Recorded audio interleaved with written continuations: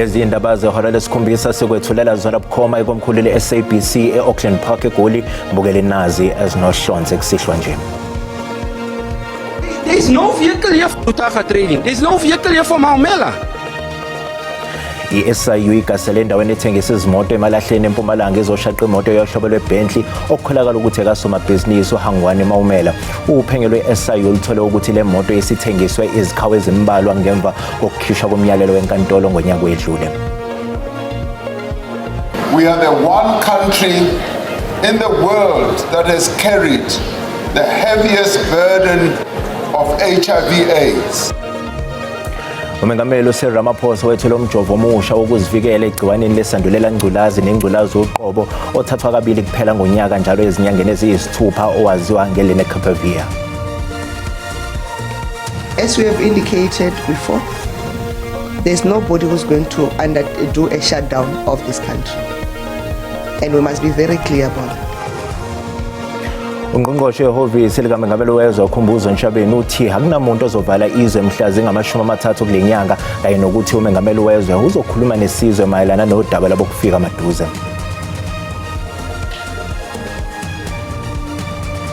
Kanti uMasipala wezemidlalo iSAF isiqinisekisile ukuthi umdlalo weBafana Bafana neJamaica ukulungiselela indebe yomhlaba uzodlalwa kusasa enkundleni yasePachuca eMexico kepha ngeke usakazwe kuthelevishini.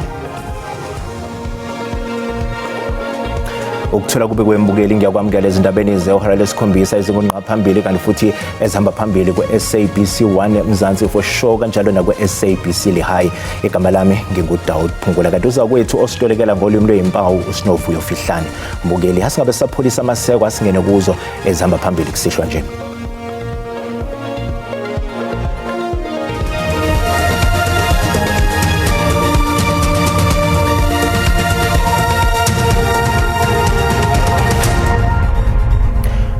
Uphiko oluphenya amacala akhethekile i-SIU kanye nama-Hawks babuyele endaweni edayisa izimoto eWitbank ukuze bashaqe enye impahla okubalwa kuyo nonyanyavu lwemoto yohlobo lweBentley Continental GT ebiza izigidi ezintathu zamarandi okuney'nsolo zokuthi ifihlwe kuleya ndawo. Lokhu gasela kuyingxenye yophenyo oluqhubekayo oluhlobene nokubhubhudla kwemali engamabhiliyoni amabili amarandi esibhedlela saseThembisa esifundazweni eGauteng. You know what I want to tell you? I want to tell you about the SIU. I-SIU igasele endaweni ethengisa izimoto emalahleni esifundazweni eMpumalanga ngenhloso yokushaqa imoto yohlobo lweBentley Continental GT okukholakala ukuthi ekaHangwane Maumela. Uphenyo lwe-SIU luthole ukuthi le moto isithengiswe izikhawu ezimbalwa ngemuva kokukhishwa komyalelo wenkantolo wokuthi ingathintwa ngonyaka owedlule. Well, at the moment, that is what actually we are interested in. When we made the initial preservation order, the vehicle was registered as one of the property, the immovable properties, one of the vehicles of Mr. Maumela. But what we have been made to understand is that over the past few months, and also subsequent to the preservation order, the car has actually moved from various forms of ownership. It went from individuals' ownership, it went into one of the entities, and the most recent one was one called Kanile Enterprises Pty Ltd. That is where, in our understanding, on the 22nd of May, was that is where the vehicle was. There is no vehicle here. You all are all here for the Bentley. There is no Bentley here. There is no. So you have no car that belongs to Lutaka Trading inside? There is no vehicle here for Lutaka Trading. There is no vehicle here for Maumela. Inkantolo iphinde yakhipha umyalelo wokuthi umnikazi wale ndawo atshele i-SIU ukuthi kuphi imoto zingekapheli izinsuku ezinhlanu kanti uphenyo luyaqhubeka ngalolu daba. Uhulumeni waseNingizimu Afrika uthi uhlose ukuhlinzeka abantu abangaphezulu kwezigidi ezintathu ngomjovo omusha wokuzivikela egciwaneni lesandulela ngculazi nengculazi uqobo othathwa kabili kuphela ngonyaka njalo ezinyangeni eziyisithupha waziwa ngeLenacapavir.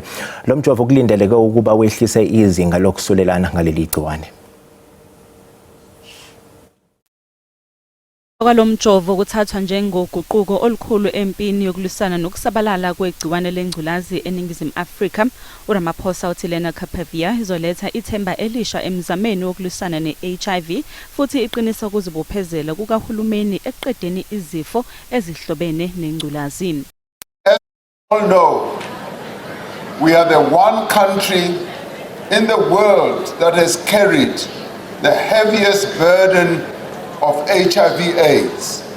And we are the one country in the world that has had to administer antiretroviral treatment to millions and millions of our people. Umengameli uRamaphosa uthi lolu hlobo olusha lwePrEP oluvikela abantu abangakatheleleki ngegciwane aligcini nje ngokusindisa impilo yabantu kodwa luzobuyisa nesithunzi emphakathini.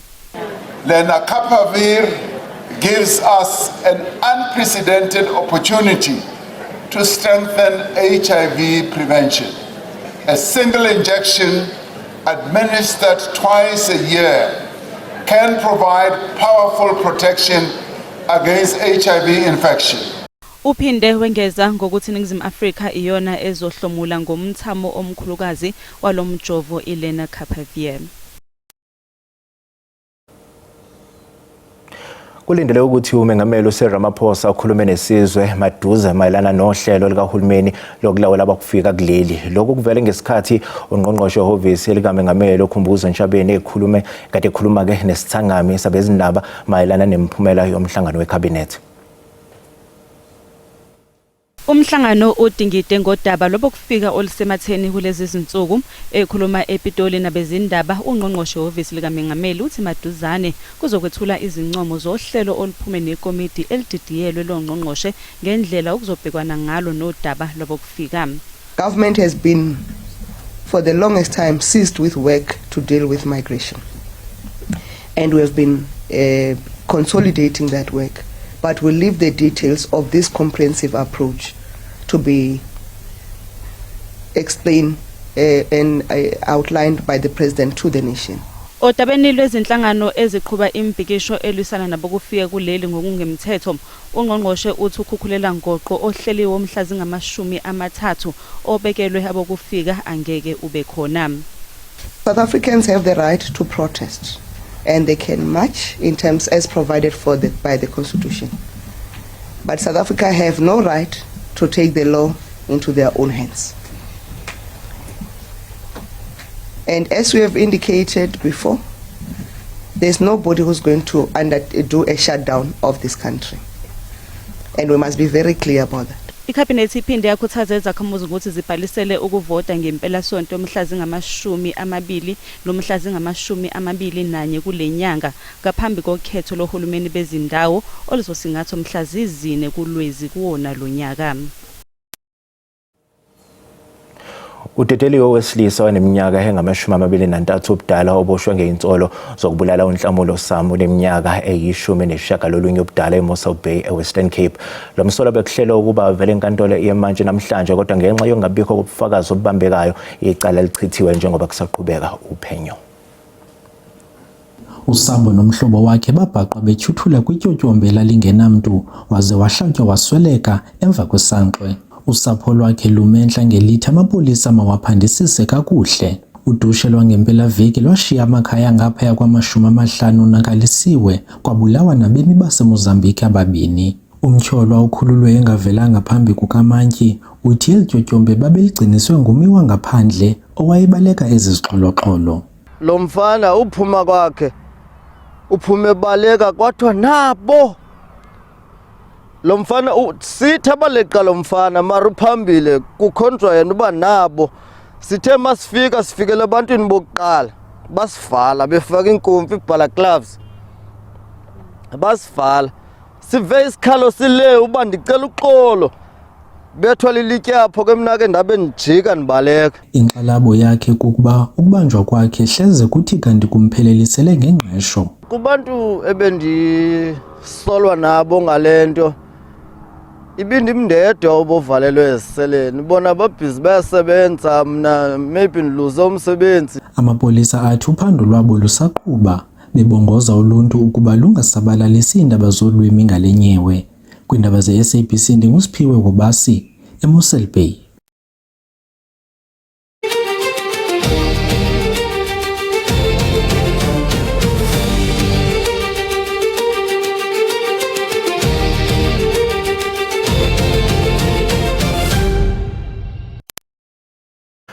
ubufakazi banamhlanje obuhlaluke kukhomishana kaMadlanga odabeni lokwebiwa kwezidakamizwa zenani lezigidi ezingaphezulu kwezimbili zamarandi ehhovisi lama-Hawks ePortshepstone ngo-2021 bukhomba ukuthi owayengumseshi omkhulu wecala uKenneth Gavin Jacob wenza ngenhloso ukuthi yadidiyela ithimba lamaphoyisa angenaso isipiliyoni njengengxenye yokwengamela ukusingathwa kwezidakamizwa ezagcina zintshontshiwe. Good morning, Mrs. uLieutenant Colonel kwazi kwakhe Sibiya ngomunye wamaphoyisa adidiyelwa nguKolonel Jacob odabeni lomthamo omkhulukazi wesidakamizwa ezatholakala eSiphingo ngo-2021. Utshele ikhomishana ukuthi indlela okwaqhutshwa ngayo kubukeka sengathi bafakwa ngekhanda kungalandelwa imigudu efanele. So you just allow yourself to be used as a pawn whilst prescripts that you are aware of are being flouted. Is that what you are telling us?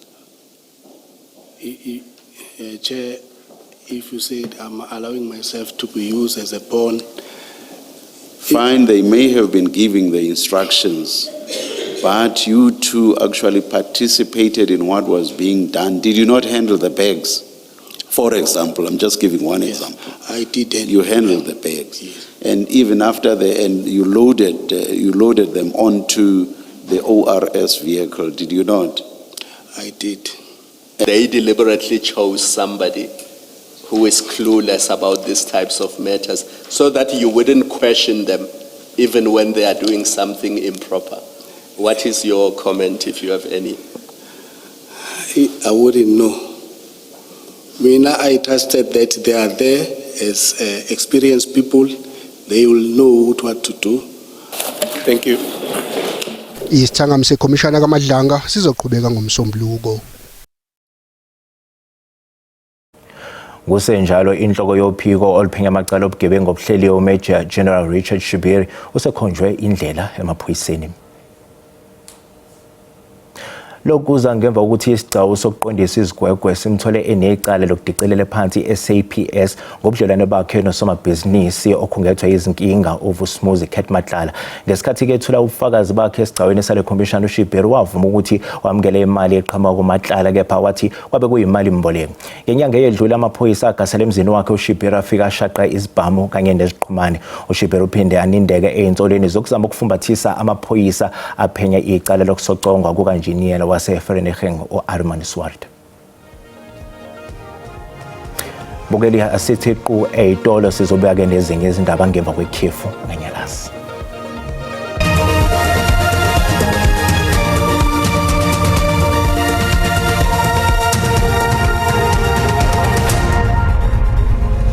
Bukela sikubingelele sikwamukela izindaba ezikusihlwa sikukhumbuze ukuthi lezi ndaba ziyatholakala ku YouTube na ku SABC Plus. Ngena ukuze uzicinge ngamagama athi SABC izindaba na kanjani uzozithola ngomjalo bazo.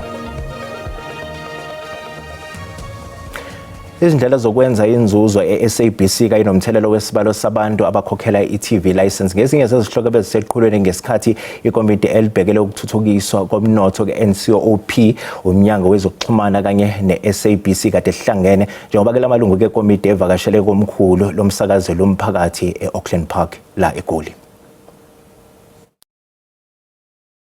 The mandate of the committee, any committee in Parliament, is to do oversight over the executive. And we have to have a look to see the funding that is made available to any institution, be it a public institution or a state-owned entity like SABC is, whether we are getting return on investment on the funding that has been made available. The other thing that we also picked up on is that SABC is currently having challenges, and we need to extend a hand as committee members to see if we can assist in addressing those challenges and looking for solutions. Lihlehliselo lesihlanu lizayo icala lokubulawa kobe ngumfundi wesikole samabanga aphezulu eDobsonville eFort Secondary uKabelo Khumalo noshonele kesibhedlela ngemva ukuthi elinyazwe kabi ngocelembe sehlakalweni okukholakala ukuthi besihlobene nokuziphinselela odlameni lwamaqembu esigelekeqe. Akahlalanga namhlanje umsolwa enkantolo njengoba ecele inkosi yenkantolo ukuthi angeke akwazi ukuyimela futhi akanayo imali enele yokuthi abe nommeli wakhe ucela ukutholelwa ummeli wombuso. Your matter is postponed to the 12th of June this year for legal aid application.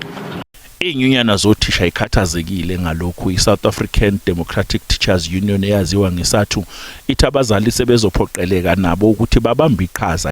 Othisha kumele kube yibona abasesha abafundi babaseshe ukuthi banazo na ikhali noma banawo ama drugs. uSibusiso Malinga omengameli wenyunyana yothisha inathu uthi likhulu iqhaza kumele libanjwe abazali emakhaya kumele abazali bayihlole izingane zabo ngaphambi kokuthi ziye esikoleni babheke ukuthi ingabe zikulungele yini ukufunda. Njengo-National Teachers Union besicela-ke ukuba abazali basilekelele kakhulu ukuthi abantwana babo bababheke uma besuka emakhaya beye ezikoleni. Izolo mbukeli kuphoqeleka ukuthi umnyango wezemfundo esifundazweni ubiza umhlangano ophuthumayo kwezinye zezikole nalapho ufike khona wanxusa abazali ukuthi babambe iqhaza ukuze kutholakale isixazululo salezi inkinga izingane ezibhekene nazo. Igama lami nguCalvin wakwaDludla endabeni zeSABC ngimbika ngisenkantolo yemantshi eRoodeport eGoli. Umndeni kaAnele Shabalala beneminyaka emibili obudala wasesikhawini enyakatho nesifundazwe kwaZulu Natal uyehluleka ukwamukela ukuthi akasekho emhlabeni kusolwa ukuthi lengane ishone ngemva kokuba ke idle ama chips ewathenga esiphaza sendawo ngesonto. Ukushona kukaAnele Shabalala kuvuselele ukukhathazeka ngokuphepha kokudla kanye nezikhalo zokuqinisa umthetho eziphaza zabantu bokufika. Ngokomndeni, uAnele wagula cishe ihora ngemuva kokudla ama-chips. Kuthiwa wakhala ngesisu esibhlungu ngaphambi kokuba isimo sakhe sibe sibi ngokusheshsha. Umndeni wakhe uthi wamphuthumisa emtholampilo lapho kwatholakala ukuthi useshonile. Mangithi ngiyambuka kodwa isisu sakhe sasidikizela kakhulu. Then ngazama ke ukuthi ngithi ngimfaka amanzi ngimvusa. Ngathi ngisuka ke lapho ngathi ngiyazama ngithi ngitshela sizovuka wangavuka kahle. Umndeni uthi ufuna ubulungiswa. Ubhlungu ngoba bengaguli. Ubhlungu impela nje yasi. Ungasithuza uthatha nhlanganise nani. Ngaphela kusebenza umuntu lana. Siyafuna khona ubulungiswa singathi uhamba kanjani uba kwayena umdayisa simazi ukuthi agcina kwenzekani zabo sonje sekuthiwa isitolo sivaliwe. Amaphoyisa athi alinde imphumela yokuhlolwa kwesidumbu ukuze kutholakale imbangela eqondile yokufa. Police in Escalene have opened an inquest docket following an incident in which a 3-year-old child was rushed to hospital where she later died, allegedly after she had consumed snacks. Investigations into the circumstances surrounding her death are under investigation. The owner of the shop from which the snacks were allegedly bought was arrested after he was found to be in the country illegally. Ngingunenhlakani Phumagwaza ezindabeni zeSABC esikhawini. Bacishe babe izinkulungwane ezintathu abantu abasale bengenawo amakhaya kumkhandlu dolobha iNelson Mandela Bay eEastern Cape kulandela imvula enamandla kanti kusenjalo kubeke nezikhukhula kwezinye izindawo ezinsukwini ezedlule eWestern Cape naseFree State. Ikhule ibhekeleze enhlekelele esifundeni Garden Route eWestern Cape ziyaqhubeka nocwaningo lwazi ukuthola kabanzi ukuthi ngabe mngakanani umonakalo bangwe imvula enamandla yakamuva. Abezime iphuthumayo bami ngomumo njengoba eminye imigwaqo ivaliwe nje. Kusenjalo zibalelwe enkulungwaneni zakhamuzi ezikhahlanyezwe imvula enamandla kulezi insuku ezimbili ezedlule kumkhandlu dolobha Nelson Mandela Bay eEastern Cape. Kwezinye izakhamuzi akusikhona kokuqala ibhekana nalenkinga. Okwesithathu ndisiza mina apha and into enzekayo endlini kumanzi yonke into impahla bedi andinanda kulala kuze nilala apha. Owengamele zokubusa ngokubambisana eEastern Cape udalule imizamo abayenzayo ukubhekana nalenkinga. Zibalelwa e15 izindle ezikhahlamezeke kamuva eBuchabelo Free State ngenxa yekhukhula. Storm took place. It affected about 15 houses in my ward. More than 15 houses are affected. That's why today we are here with various stakeholders, municipal disaster management and Red Cross are here to come and see how best can we be assisted as community of Ward 29 here in Botshabelo. Izakhamuzi seyinxuswe nokuthi iqinisekise ukuthi ziyafudumala njengoba amakhaza eqhubeka nokushubisa umkantja. Ungqongqoshe wemfundo eyisisekelo uSive Gwagube uthi siyabonakala intuthuko kwezemfundo eNingizimu Afrika kuswela kwaba nezibhelu zabafundi bango-1976 kepha ke kusekhona ke izinselelo ezidinga ukulungiswa. Onyaka ka-2026 xa sithi simaka le 50 years ngoku sihlukile sithi asithethi njenge-access sithetha nangoku ngomba semgangathweni wezemfundo eSouth Africa. So xa sithetha ngolwimi i-debate ngoku ngolwimi is about into yoba uqinisekisa into yoba wonke umntana uyakwazi ufunda ngolwimi lwasekhaya ngoba i-research iyatsho into yoba xa ufunda ngolwimi lakho wena ukwazi uphikisha apha ezinye languages kwaye abantwana bayakhawuleza uqiqa kamsinyane xa efundiswa ngelwimi aliqhelileyo. So si-department ke sifocusa kule nto sithi yi-mother tongue based bilingual education. Ngaphezu koko sithi kulo nyaka thina sifuna unyusa umgangatho siqinisekise into yobana ilegacy ye-apartheid ayisabafumani abantwana ngexesha lanamhlanje.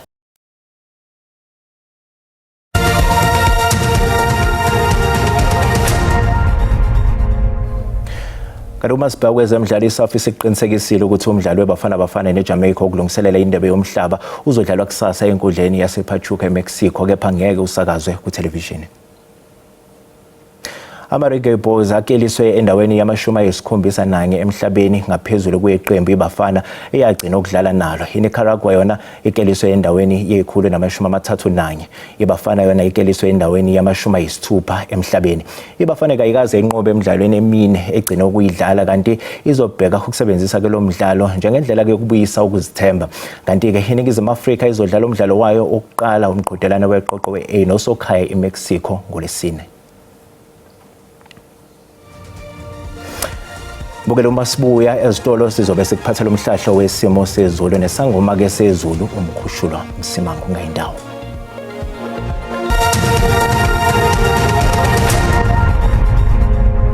Kwintokozo mbukeli ukuthi siphinde sihlangane njengoba sesisho sithi ke liyaphakamisa njengapha ngasentshonalanga la silindele khona ukuthi ke azikho imvula esingasilindela kodwa uma ubuzo ongena ngapha ngase-Eastern Cape ngaqhubeka nokuthi ke lisikaze ngamafu ohambisana namancane nje amathuba emvula ukunyuka njalo uyongena ikakhulukazi lapha eLesotho la singaqhubeka khona silindele ukuthi ke liqhubeka nokukhithika lapha eLesotho kuyongena ikakhulukazi ke enyakatho mpumalanga nge-Eastern Cape lapha ko-Battle East ngale kwaloko nawo umsingo obandayo ohamba ngasenyakatho KwaZulu-Natal kuthi ukubanda nje kusikaze ngamafu emva kwawo kanti ke namasamba siyobheka osuku lakusasa ngivumele ngisho ngithi lapha KwaZulu-Natal salindela nje umkhemezelo okanye imkhizo ikakhulukazi endaweni ezingasogwini ekhathini ke zasekuseni ngapha ngasentshonalanga lingaqhubeka nokuthi nje liye ngokuphakamisa sika ngamafu kodwa mawungena ikakhulukazi engxenyeni eseningizimu iSouth African Weather Service yaqhubeka yasikhipha lesasixwayiso sokukhithika ikakhulukazi ke engxenyeni ke esenyakatho lapha empumalanga koloni kuya eLesotho kanti ke noma ungathanda ukuba namandla okanye ulwandle lithukuthele ngasogwini lase-Eastern Cape masibheka nje amazinga ikakhulukazi esifundazweni saseGauteng kuthanda ukubanda nje ngendlela exakile mawungena ikakhulukazi ke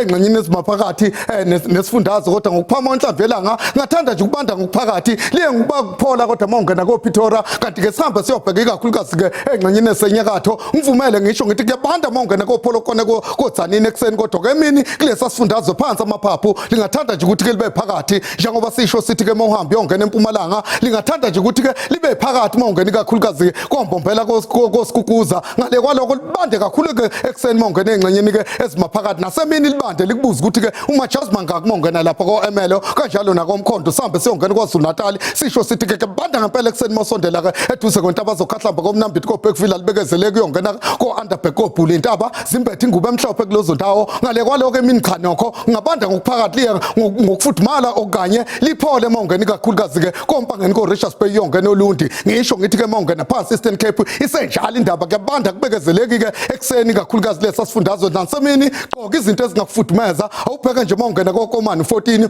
hambe yongena eWestern Cape isenjalo indaba kuyabanda kusukela ekuseni nasemini kusabanda kulesa sifundazwe ungaqoka izinto ezingakufudumeza sihambe siyongena no ikakhulukazi ke eNorthern Cape nakhona kuthanda ukubanda ikakhulukazi ekhathini zasekuseni emini akufani noma uyongena ke kwelase Freestata alibekezeleki kodwa mawungena ikakhulukazi ke ekhathini zasekuseni nasemini liyakubuza ukuthi Majazi Mangaka sihambe siyovala ngeNorth West njengoba sisho sithi ke koNorth West nakhona ke banda ngempela mawungena ke ekhathini zasekuseni kodwa emini ngithande nje ukubanda ngokuphakathi ngivumele ngithi ke ngiyathatha into benobusuku obuhle.